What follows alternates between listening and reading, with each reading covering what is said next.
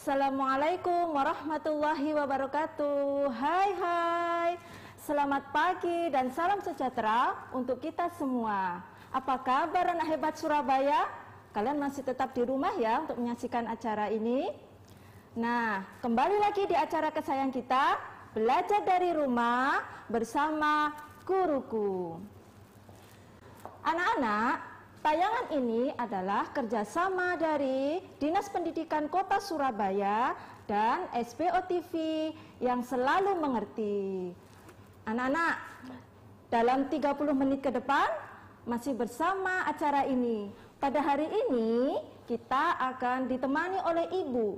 Perkenalkan ya, nama Ibu adalah Ibu Ida Purwati. Keseharian Ibu mengajar di SDN Bulak Rukem 1, Surabaya. Oke, anak-anakku sekalian, sebelum acara ini kita mulai, marilah kita berdoa kepada Tuhan Yang Maha Esa. Kita memohon kepada Tuhan Yang Maha Esa, sehingga acara ini diberikan kelancaran, kemudahan, dan ilmu yang barokah. Mari kita berdoa bersama-sama menurut agama dan kepercayaan kita masing-masing. Berdoa mulai.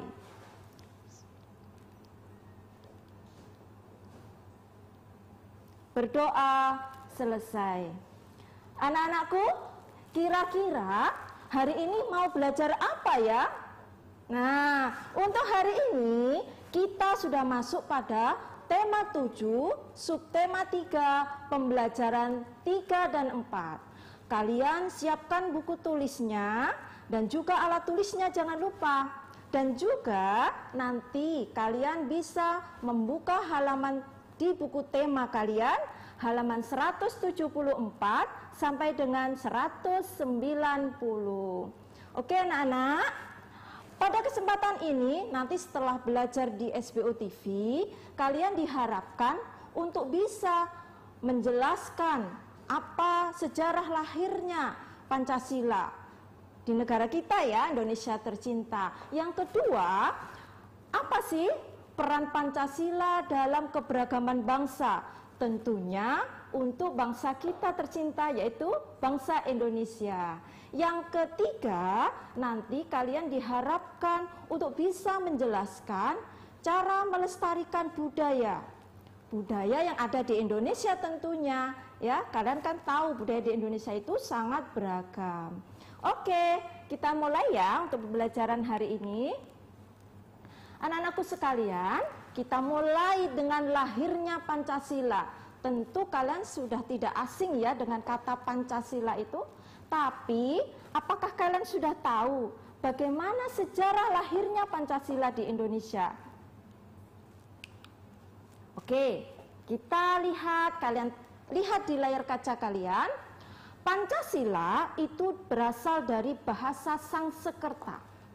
Bila dipisah menurut katanya, kata ya dari kata Pancasila itu, panca itu artinya 5 dan sila itu artinya adalah dasar. Oke, kalau disatukan, Pancasila memiliki arti 5 dasar atau 5 asas. Dan selanjutnya, Pancasila itu dikenal sejak zaman Majapahit. Sudah lama ya, sejak zaman Majapahit. Iya betul. Pancasila itu terdapat di Kitab Negara Kertagama yang karangan Empu Prapanca. Dan juga Pancasila itu ada di Kitab Sutasoma karangan Empu Tantular. Kalau ini mungkin kalian juga sudah tidak asing lagi ya untuk mendengar Kitab Sutasoma ataupun karangan Empu Tantular. Di dalam Kitab Sutasoma, kalau diartikan nih, Pancasila artinya berbatu sendi yang 5 atau pelaksanaan yang 5. Itu kalau diartikan di dalam Kitab Sutasoma ya. Nah anak-anakku sekalian, Pancasila itu lahir saat sidang BPUPKI pertama. Ini perkembangan Pancasila di Indonesia ya, yang Bu Ida maksudkan. Anak-anak, sebenarnya bagaimana sih sejarahnya Pancasila itu di Indonesia? Pada pencetusan Pancasila di Indonesia itu dimulai karena adanya janji oleh pihak Jepang kepada Indonesia. Jadi Jepang itu memberikan janji kepada Indonesia untuk merdeka. Mereka memberikan janji akan memerdekakan Indonesia. Sehingga Perdana Menteri Jepang itu membuat sebuah organisasi. Mereka membentuk BPUPKI. Mereka sidang pada tanggal 29 Mei sampai dengan 1 Juni 1945. Di dalam sidang tersebut mereka mengusulkan, ada tokoh-tokoh Indonesia juga yang mengusulkan. Siapakah beliau? Yang pertama, kalian lihat di layar kaca, ada Muhammad Yamin. Pada tanggal 29 Mei 1945 yang diusulkan adalah peri kebangsaan, peri kemanusiaan, peri ketuhanan, peri kerakyatan, dan kesejahteraan rakyat. Yang kedua adalah Profesor Dr. Mr. Supomo. Nah, ini kalian lihat wajah beliau ya, Mr. Supomonya. Dan apa yang akan diusulkan pada tanggal 31 Mei 1945?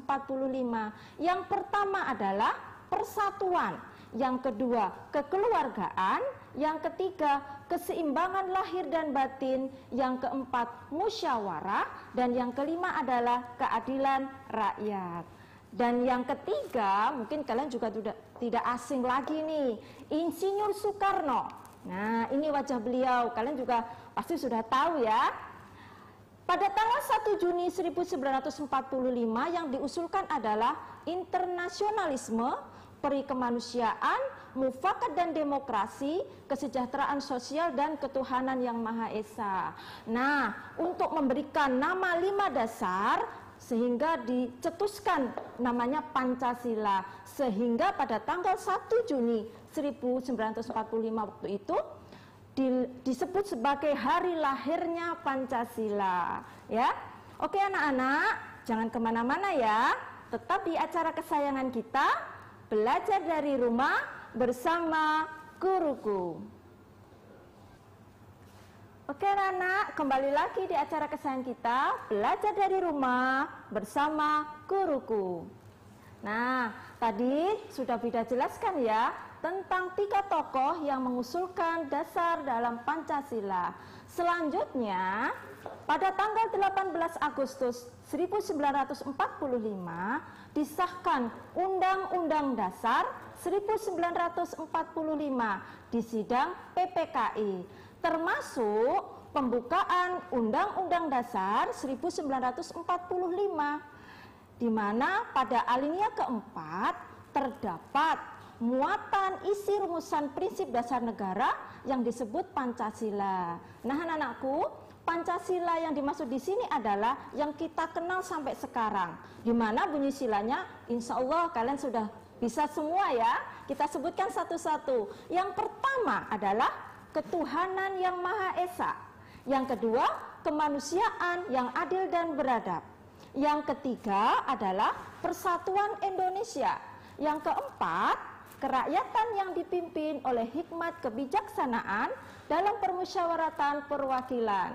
Yang kelima, keadilan sosial bagi seluruh rakyat Indonesia. Kalian sudah hafal ya?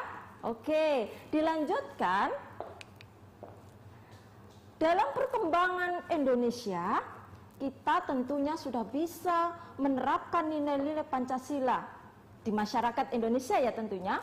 Peran Pancasila dalam menjaga keberagaman bangsa itu apa? Kita lihat keberagaman bangsa di Indonesia sangat banyak.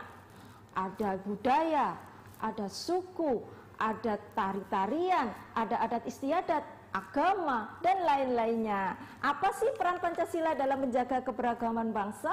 Yang pertama, sebagai acuan dalam hidup rukun antar sesama bangsa, suku, budaya, dan agama.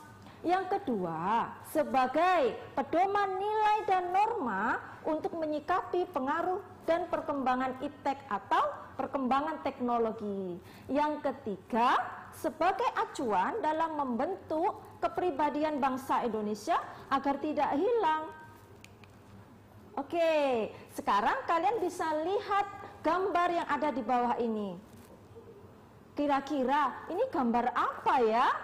Nah, kalian bisa lihat, itu adalah gambar dari masyarakat Indonesia atau orang-orang yang sedang melakukan kegiatan bersama. Itu kegiatan membangun rumah, mereka saling bekerja sama.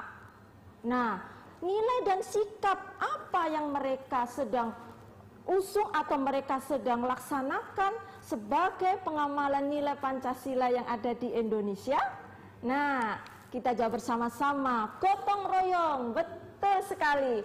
Gotong royong ini adalah kegiatan untuk membantu anggota masyarakat yang lain secara bersama-sama dan sukarela.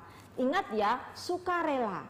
Jadi dilakukan secara ikhlas. Mereka membantu anggota masyarakat yang lainnya untuk melakukan sesuatu. Anak-anakku sekalian, kita ingat kita sebagai masyarakat sosial. Apa itu masyarakat sosial? Masyarakat yang selalu membutuhkan bantuan orang lain, ya. Sehingga gotong royong ini perlu sekali kalian harus terapkan di dalam kehidupan sehari-hari, karena kita pasti juga membutuhkan bantuan orang lain. Dan apa manfaat gotong royong untuk kita semua? Yang kedua adalah nilai-nilai Pancasila apa yang ada dalam gotong royong tersebut. Yang pertama, manfaat gotong royong ini adalah untuk meringankan beban pekerjaan, menumbuhkan sikap sukarela atau ikhlas tadi ya nak, menjalin dan membina hubungan baik antar warga masyarakat, serta meningkatkan rasa persatuan dan kesatuan. Dan nilai-nilai Pancasila apa yang ada di dalam gotong royong tersebut? Yaitu persatuan dan kesatuan Indonesia. Jadi terpupuk menjadi negara yang kuat karena adanya persatuan dan kesatuan Indonesia.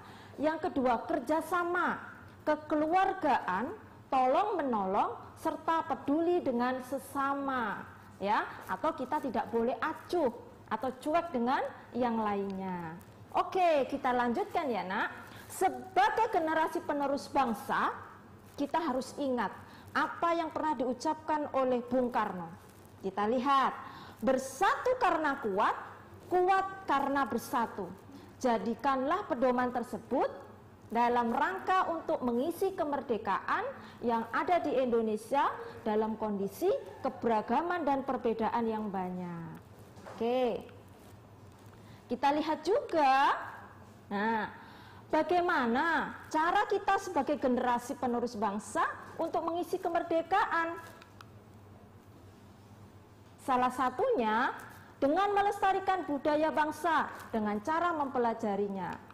Terus, kebudayaan bangsa merupakan warisan leluhur yang mengandung nilai-nilai luhur cerminan dari kehidupan masyarakat yang ada di Indonesia.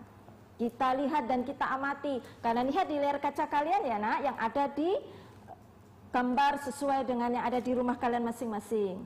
Oke, kita lihat gambar tersebut gambar apa ya? Kalau kalian lihat itu adalah wayang kulit yang ada di Jawa Timur. Wayang kulit merupakan budaya yang ada di Indonesia. Oke, apakah kalian pernah mempelajarinya?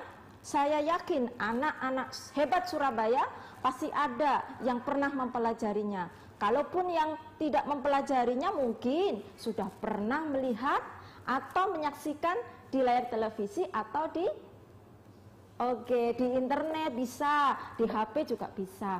Dan apa sih makna dari gambar tersebut? Kita lihat ya, maknanya adalah untuk memperkenalkan budaya kepada generasi muda. Di situ kalian bisa lihat gambarnya, ada dalang cilik, ada sinden cilik, kan tidak harus dilakukan oleh orang dewasa ya, anak kecil pun juga bisa. Oke, kebudayaan wayang kulit yang berada di daerah kita, khususnya Jawa Timur, wajib kita pelajari. Nah, karena kalau kita mempelajarinya, kita bisa mempertahankan budaya yang ada di Indonesia, serta kita bisa lakukan untuk mengenalkan kepada generasi-generasi penerusnya. Jadi, kita harus mengembangkan budaya yang ada di Indonesia, tidak hanya budaya kita sendiri, tapi kita juga perlu mempelajari budaya-budaya yang ada di Indonesia. Oke anak-anak, kalau kalian melihat dari gambar tersebut, kalian pasti akan memahami bagaimana besarnya kebudayaan yang ada di Indonesia. Oke? Jangan kemana-mana, nanti kita kembali lagi di acara kesayangan kita, belajar dari rumah bersama guruku. Oke anak-anak, kembali lagi di acara kesayangan kita, belajar dari rumah bersama guruku.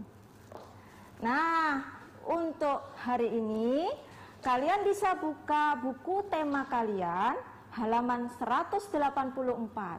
Bisa disiapkan ya, dari tadi kan sudah Bida siapkan ya. Sekarang kalian bisa buka halaman 184. Nanti kita simak bersama-sama, kalian amati dan kalian baca dari rumah ya. Kita bersama-sama bersama Bu Ida untuk membaca bacaan yang ada di halaman 184 dengan judulnya Beda Budaya Tetap Saudara.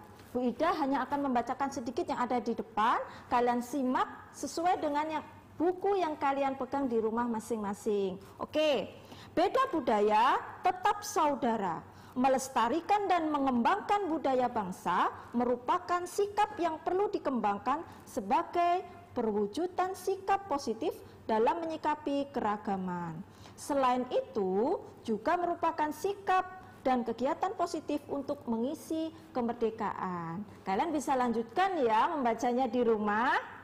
Oke, anak-anakku sekalian, dalam bacaan yang ada di buku tema ini, kalian bisa lihat beda budaya tetap saudara. Kita punya simbol yang namanya, nah betul. Dan juga kalian juga bisa lihat di bukunya ada semboyan yang bernama Bhinneka Tunggal Ika. Di situ kalian bisa lihat juga kita sebagai masyarakat Indonesia punya budaya yang banyak, punya keragaman yang banyak, tetapi punya satu tujuan. Karena betul, kita punya tujuan yang sama dengan semboyan Bhinneka Tunggal Ika, dengan keberagaman yang bermacam-macam, tetapi kita harus tetap bersatu. Gitu ya anak-anak? Oke, menurut bacaan. Selain itu juga, kita juga harus mengembangkan budaya daerah sendiri. Di situ bacaannya di bawah, mengembangkan budaya daerah sendiri. Karena berbagai atraksi budaya yang dimiliki oleh berbagai suku bangsa di Indonesia bisa hilang jika tidak diwariskan kepada generasi penerusnya. Nah, itu tadi, kalian walaupun sebagai generasi penerus bangsa, masih kecil Bu saya. Nah, tetapi tetap harus bisa melestarikan budaya. Paling tidak kalian mempelajarinya. Oke. Terus bagaimana sih cara melestarikan budaya bangsa itu? Kita lihat ya di layar kaca kalian. Yang pertama adalah mempunyai sikap mau menerima keragaman suku bangsa dan budaya yang ada di masyarakat.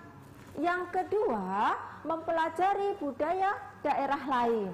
Dari kalian mempelajari kebudayaan daerah lain. Bu, itu bukan kebudayaan saya. Nah, itu tidak boleh. Walaupun kebudayaan daerah lain, kita tetap harus mempelajarinya. Yang ketiga adalah mengembangkan budaya daerahnya sendiri. Itu yang harus kalian lakukan juga ya. Jadi selain budaya daerah lain itu kita pelajari, kita juga harus mengembangkan budaya yang ada di daerah kita sendiri. Oke. Anak-anakku sekalian, kalian sebagai generasi penerus bangsa, sudah Bu Ida jelaskan tadi ya, untuk mengisi kemerdekaan sebagai generasi penerus bangsa. Walaupun kita sudah lama tidak berjumpa di sekolah, kalian pernah menjumpai keberagaman apa yang ada di dalam lingkungan sekolah, baik suku, adat, agama, atau kebiasaan-kebiasaan yang ada di sekolah yang pernah kalian jumpai. Dan sehingga perilaku apa yang harus kita kembangkan supaya kita bisa menghadapi keberagaman yang ada di sekolah. Nah, kita lihat perilaku apa yang ada di lingkungan sekolah tersebut. Yang pertama, menghormati dan menghargai sesama teman. Kita tidak boleh membedakan. Nah, kita harus selalu menghormati serta menghargai sesama teman. Yang kedua ini, menolong teman tanpa membedakan. Kita tidak boleh mendiskriminasi, ataupun membeda-bedakan teman mana yang akan kita tolong. Itu tidak boleh ya, Nak. Yang ketiga adalah menumbuhkan semangat persaudaraan dengan siapapun, dengan suku, agama, ataupun yang berbeda ada dengan kita harus selalu memupuk semangat persaudaraan. Kita tidak boleh bermusuhan dengan siapapun, ya. Oke, nah kita lanjut. Nah, kita sudah sampai pada kesimpulan pembelajaran hari ini. Yang pertama, tadi sudah Bu Ida jelaskan tentang lahirnya Pancasila. Pancasila lahir sebagai bentuk janji dari pihak Jepang kepada Indonesia untuk memberikan kemerdekaan. Pancasila ini sebagai dasar negara disusun oleh 3 tokoh besar. Yang pertama adalah Muhammad Yamin, yang kedua adalah Profesor Dr. Mr. Supomo, dan yang terakhir Insinyur Soekarno. Yang kedua, Pancasila dalam keberagaman dijadikan sebagai pedoman nilai dan norma untuk menjaga keberagaman bangsa dan menjaga kepribadian bangsa. Yang ketiga, kelestarian budaya bangsa dapat dilakukan dengan menerima keberagaman budaya Indonesia, mempelajari kebudayaan lain, serta selalu mengembangkan budaya yang ada di daerah kita sendiri. Oke anak-anak, untuk selanjutnya tugas yang harus kalian kerjakan hari ini, kalian catat di buku tulis kalian. Oke ya, yang pertama, semboyan bangsa kita adalah Bhinneka Tunggal Ika, yang artinya berbeda-beda tetapi tetap satu jua, yang Bida sebutkan tadi ya. Berikan contoh yang mencerminkan kebineka tunggal ikaan di daerah tempat tinggalmu. Jadi kalian sesuaikan dengan tempat tinggal kalian masing-masing. Yang kedua, keanekaragaman terbukti tidak menjadi penghalang terwujudnya persatuan dan kesatuan. Bagaimanakah caramu untuk turut menjaga persatuan dan kesatuan bangsa? Jadi Bida ulangi ya, bagaimanakah caramu untuk menjaga persatuan dan kesatuan bangsa? Disesuaikan. Bu, saya kan masih anak sekolah. Nah, kalian sesuaikan dengan apa yang akan kalian lakukan. Oke? Nah, tugas ini nanti kalian tulis di buku tulis kalian. Kalau sudah, kalian kirim ke Bapak Ibu guru kalian masing-masing di sekolah untuk mendapatkan nilai dari tayangan SPO ini. Oke anak-anakku sekalian, kita sudah sampai pada penghujung acara pembelajaran SPO hari ini. Bida ingatkan ya, untuk selalu menjaga protokol kesehatan kita dengan cara memakai masker, mencuci tangan, dan menjaga jarak. Serta kalian jangan suka untuk pergi keluar rumah sembarangan ya, karena kita masih dalam kondisi pandemi. Tetap semangat ya anak-anak untuk selalu belajar di SPO TV dengan guru-guru yang lebih hebat, guru-guru yang punya kualitas yang bagus untuk mengajar di SPO TV. Tetap di acara kesayangan kita ya anak-anak untuk selalu menyaksikan SPO TV yang selalu mengerti. Oke, anak-anakku sekalian, cukup sekian pembelajaran hari ini dengan Bu Ida.